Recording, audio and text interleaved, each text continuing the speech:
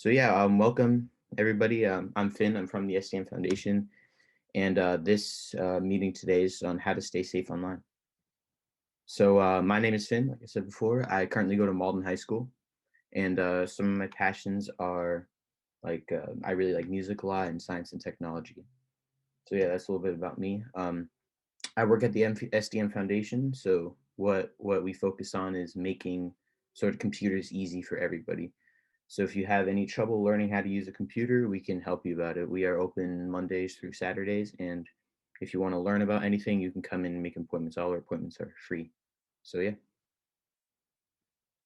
So why are we all here today? Yeah. So I believe you guys said you wanted to learn how to stay safe online, and you guys are definitely coming at the age where you're going to start to be needing internet soon.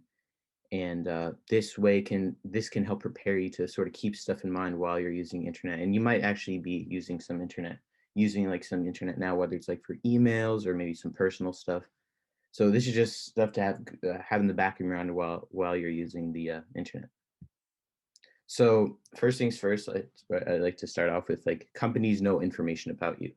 So if you log on to Google or log on to Gmail, the reason why these companies make money is they collect information about you and then sell it online in order to make money. And now I'm not trying to scare you by saying that. I'm just sort of saying, oh, someone's here. I'll submit them. Um, I'm not certainly trying to scare you about that. I'm just trying to say keep that in the back of your mind while you're using these accounts and stuff, so you know how to sort of be mindful about it. So yeah, information that you and your friends post can be found and reused by other people. So if you post a picture of yourself, that stuff can stay up there and people can know about it.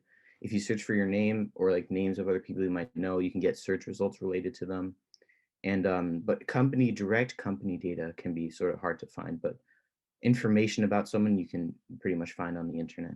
All right, yeah. So sometimes if you go to a website, it'll say, please accept all cookies or something like that. Now, cookies are basically little like pieces of information that are stored on your laptop that lets the company know what your computer is, what location you are, your login. So if you sometimes have you gone to a website like on YouTube or anything and it saves your passwords, stuff like that. So that would be what a cookie does. It sort of keeps information about you. Also, what it does is some information like some data tracking. So if you go into another site, you might see ads for stuff that you know. So yeah, that's what basically a cookie is. And now companies are required to sort of like let you know about what these cookies are and just sort of keep that in the back of your mind that you may not want to accept all cookies from all websites because you don't really know where that stuff is coming from or what they might know about you. So yeah. All right. How does it know? So yeah, how does this company know about you? So like I've said before, definitely cookies are one way companies know about you and how what your information is. Photos or like anything that you post online, if you have a social media account. So if you post a picture of your friend online, that's one way they can know about you. If you have any like school websites or stuff like that, they would know that. Companies track you with cookies. So that's one way that people know about you online. Does anyone have any questions so far? Yeah, Julian. Am I on? Okay. Yes. So as far as the cookies, like I've seen the question where it's like you can give partial authorization or full authorization sometimes when you Mhm. visit a site. What's the difference between those two? So basically, when you accept different amount of cookies, it's basically saying what the company wants to sort of track about you. So let's Okay. say you go to a website and you choose which cookies you'd want to know. Sometimes you can only select it so it tracks your login info, so that way next time you log onto the site, you can stay Recognize. logged in. Also, stuff like stuff like ads, you can choose to turn that off, like to track Mhm. information about what stuff you buy online or anything like that. So basically the amount of cookies is just which cookies are being used and how they track you and stuff. So you basically select that. Okay, thanks. Yeah. All right. Yeah. So here's a screenshot of a Google website. If you go into settings, you can see the privacy settings and you can sort of see right here, like things you've done, places you've been, info you can share with others, data from apps and services you use. So this is all information that sort of companies know about you when you use them. So right here, it says that your history, ads, personalization. So a lot of these companies sort of keep track of information in order to sort of find better targeted ads for you. And like I've said before, you can like sort of choose to turn these off. So if you don't want to get targeted ads or if you want to keep your information private. All right, so here we are on the Firefox homepage. Now, if we want to access our privacy settings, we see this little gear icon on the top right. We're going to be clicking that and click down Manage More Settings in the middle here. Now here we have the Firefox settings. There's many different settings you can do, but today we're just focused on privacy and security. So we're going to go over here to the left and click Privacy and Security. Now up top, here's some sort of default filters put in place that you can select from. Here's like standard, strict, and custom. Standard just kind of the difference between these two is just sort of which content it blocks and what kind of cookies it blocks or what info it blocks. So you can kind of choose from a preset of different privacy settings, whatever suits for you. If we scroll down here, we have some more just customization settings. Here we can choose to delete cookies after when Firefox is closed. We can clear our data, like our cookie data. We can manage our data over here. Here for autofills, we can our security settings for either our credit cards or stuff like that, or our addresses. History, you can clear your history settings, or you can clear your search history privacy settings. Here's for blockups, so if a website uses blockups or anything like that, you can select it from here, stuff like that. Here's for the data that Firefox collects, so you can kind of choose what kind of data you want Firefox to collect from you, or none. It's entirely up to you. Security, this is sort of just some security settings, or just like some of suspicious like malware or stuff like that, or content that is malicious. And yeah, that's pretty much it for Firefox. All right, so here we are in Google. Now, to access our privacy settings within Google, we click these three dots at the top right corner, and we click Settings down here to Settings. So now we are in Settings.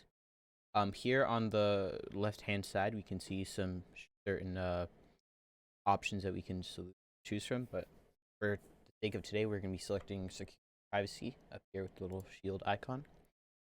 Now, up here, we can see Chrome has like an extra security precaution sort of added on, checking for data breaches and stuff like that, or bad extensions. Clearing our browsing history data. So our history, our cookies, cache, and stuff, we can do that here within this settings. We can choose the what time range we did it from, or we can choose what we would like to delete. Here we have some different options for browsing history and what you can do here. Here we can manage our cookies, so like allowing cookies or what kind of cookies we can allow or to block certain cookies. Over here, yeah, you could just take a look in these settings.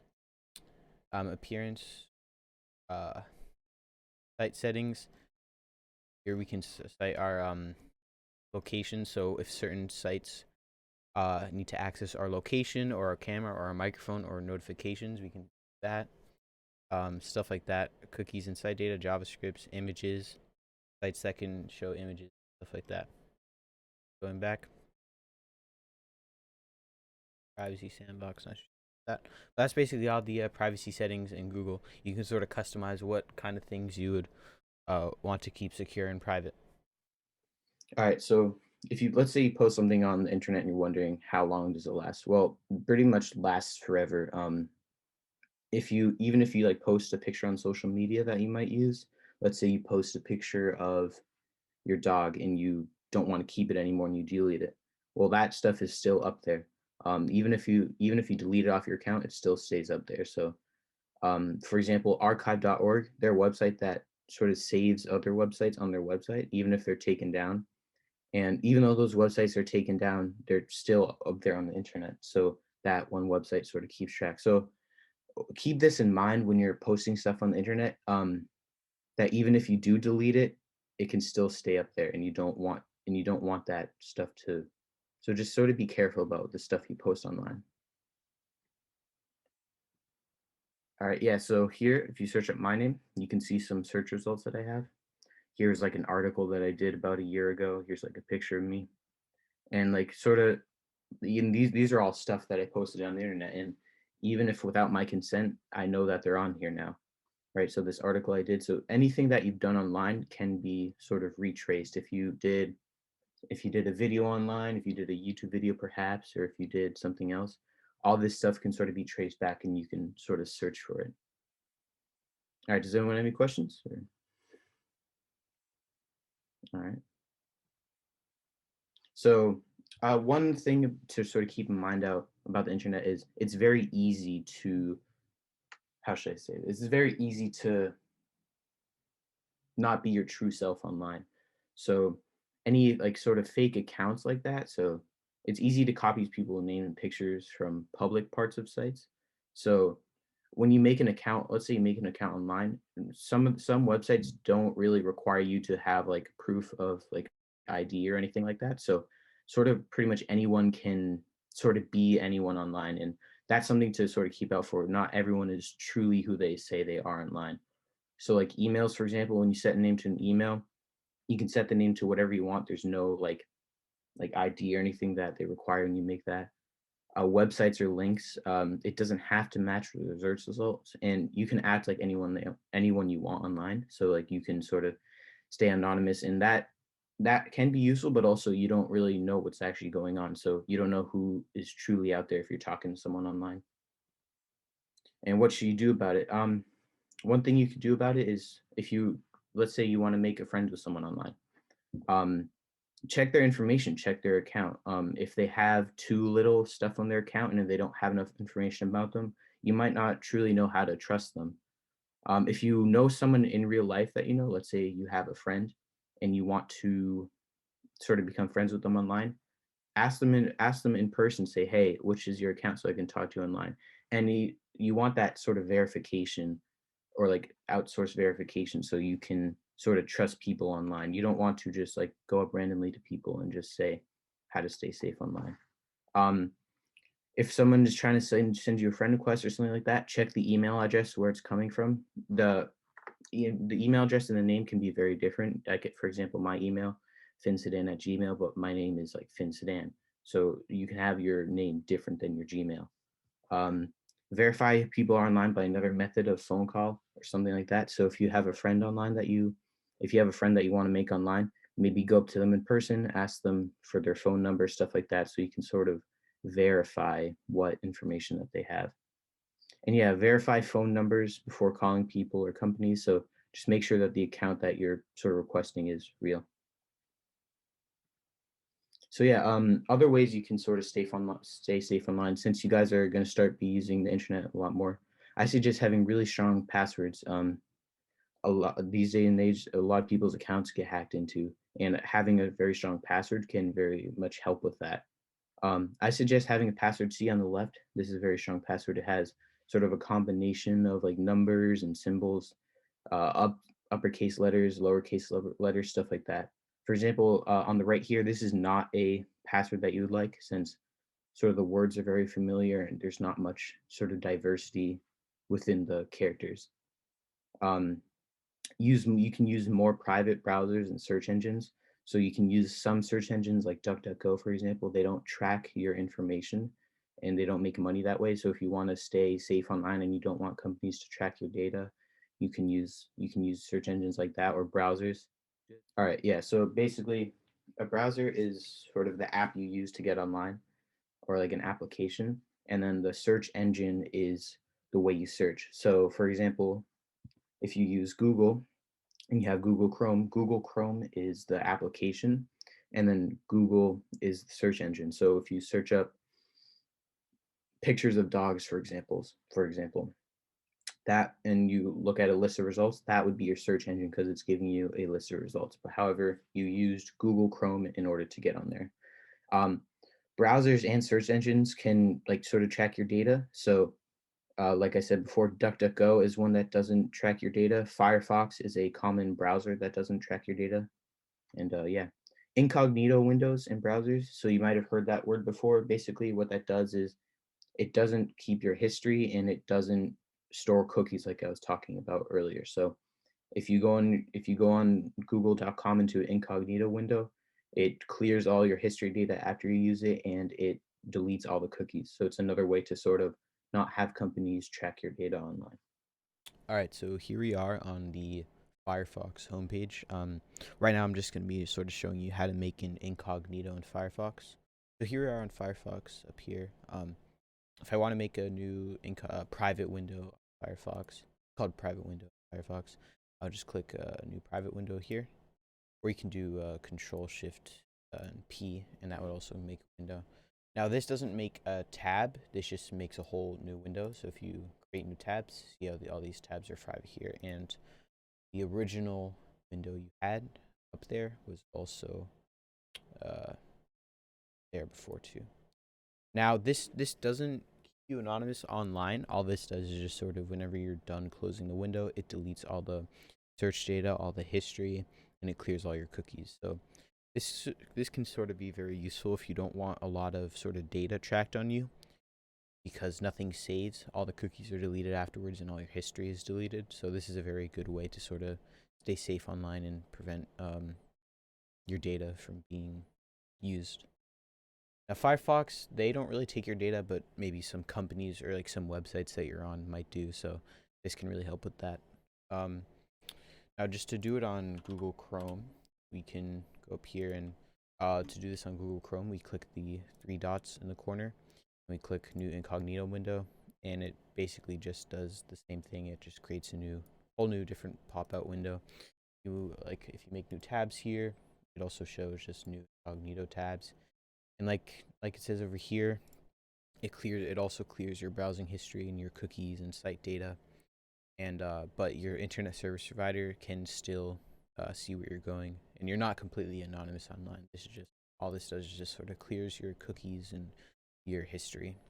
So yeah, I hope that was helpful. So settings and app use. Yeah, so let's say you create an Instagram account and you want to I'd suggest just going through the privacy settings. So if you have friends on Instagram and you don't want them to see certain things, or you only want friends of yours to see your account, you can actually go into the privacy settings under social media and see which people you want to see your content and which ones you don't.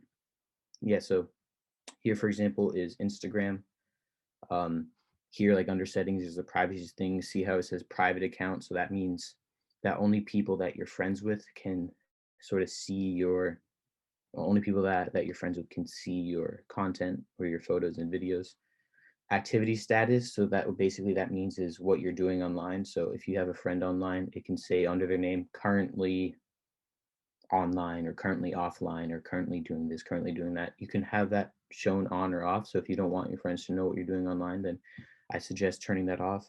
Story sharing, so that's like other messages that you see and which people you want to see them. And so yeah, just like all these customized things. This is not just limited to Instagram, but definitely other sites where you can sort of set what you want people to know about you. All right, so here we are on the home page of Instagram. I'm just going to take you through some settings on Instagram to sort of be aware of your privacy and maybe change some of your security and privacy settings. Like I said, here we are on the home page of Instagram. To access the settings, we click our little profile here at the top right, and we click settings over here. This drop-down menu is a little gear. Now after we click that, we get a bunch of options here over on the left, like edit profile, change password, apps and websites, stuff like that. But for mainly today, we're going to be focused on privacy and security settings. So once we click that, we get some other options. Account privacy, private account, that's basically people have to request in order to see the content that you post on Instagram. Activity status shows what you are doing on your device. So if you're logged in on a device and you are doing something on your phone or any device, other people who follow you will see that here. So deciding to enable that on will notify other people, not notify, but let other people know if you are on Instagram or not. Story sharing lets you, if you take a story on Instagram, which is a certain kind of media on Instagram. So if you take a story if you let other people share your stories and like send it to other people. Comment settings, you can go over here and sort of just like edit your comments or just filters, or maybe just blacklist certain words or phrases that you don't want to be in the content of your posts. Choose account data. This is sort of all the data for your account, so like the date you joined, your privacy changes, stuff like that. Just sort of all the information that you sort of put in here, all the like any password changes that you had, or any phone numbers, basically any sort of information that you put in here, it will show up here. Two-factor authentication, that is basically just another way to log in. It's asking you to sort of have another separate device to sort of authenticate that you're that it's actually you who's logging in. And I highly recommend that for a lot of people, using two-factor authentication, since it's much more secure than just logging in with one thing and not without authenticating it with another device. Data download, privacy and security help, so if you need to contact Instagram, stuff like that. Yeah, that's basically it. Data download, that's basically all the information that sort of all the data that Instagram has about you. You can sort of ask to download that if you wish to view it. Yeah, that's basically it. Any questions? Yeah, Julian. So, Finn, are there any like recommended, tools or controls for parents, as kids get familiar with these new platforms? Is there anything that you could suggest that to help us monitor? Or obviously, well, I think this group might be a little young for Instagram yet. I don't want to speak for everyone, but as they embark on this online experience, like, is there anything you could suggest? Yeah, definitely. First of all, Apple has a very good sort of parental controls. You can go into settings and you can sort of limit like how much time each child gets online. You can sort of limit what content you don't and want them to see. For example, any websites, if they search online, any websites you don't want them to see, you can set it up that way. So yeah, definitely Apple's a good one. Google has one, so you can create like sort of a child account. If they're on YouTube, you can set restricted mode, and what that does is sort of filters out any like inappropriate YouTube videos that there are and only shows ones that are sort of made for kids. Okay. I'm trying to think of any other ones, but yeah, so Apple, and I think YouTube definitely ones that come to mind. Do you guys use Apple in the household at all? We do. We have like Apple Music and some different features through Apple. Yeah. But I know the kids go onto YouTube as well, so that's helpful. Yeah, so definitely like restricted mode on YouTube. That's the thing to keep in mind. So to block like sort of inappropriate content on there that you don't want them to see. Under the Apple one, if you go into like your family settings and stuff, you can set sort of like people's age and like time limits and stuff like that. So yeah. Right. Okay. Thanks. Mhm. All right. So be more private. So yeah, when you're online, just sort of remember that like all this information is up there and it's hard to get back down. So I would just say keep it in the back of your mind that you want to try to stay private as you can be. So yeah, be careful about photos or stuff you share online to share to others. Like I said, you can't take that down and pretty much anyone can see it. So just be careful what pictures you post. Don't answer online quizzes about yourself, or don't accidentally include personal information in photos. So like those quizzes online about yourself, like take this quiz to do this. You don't necessarily want to do that because that could be information that you don't want other companies to hold about you. Don't include any personal information in your photos. Like I said before, since that stuff stays online, if the wrong person gets a hold of it, it can be a very big problem. So just be careful on that stuff you post. Turn off locations. So if you, like I said, in a few years when you guys will be using internet, just make sure that you're aware of like what location that you have on. If you're on a device, set it to like know this location or that. So like let my phone track my location or not. share location with your family. I suggest that for parents and stuff, so you know where your kids are. Apple has a app called Find My Device where it shows where all your devices are. So if you have a kid that has a mobile device, you can kind of see where they are. All right, yeah. So sort of be kind online. You don't want, since there's a lot of people online, and it's very hard to know who people truly are. Just be careful on what you're saying. Cyberbullying is a big issue, and if you are a sort of a target or a victim of someone who's being cyberbullied, just block that account. You could probably, pretty much all accounts, you can go into settings and sort of set it so you can block them. And don't post pictures of other people without their permission. That is a big one. If you have a picture of a friend, ask them before you post something online, like, hey, is there if I can post this picture of you, or hey, can we take a picture of us and I can post it online? That is so yeah. All right, so final thoughts. Yeah, Julian. I had a question about those videos where, like, you can put your face on a character.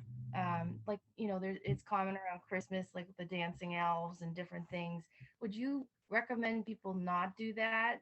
There's like a lot of facial recognition software things and things that people use online. Would you say to avoid that, or what's your recommendation there?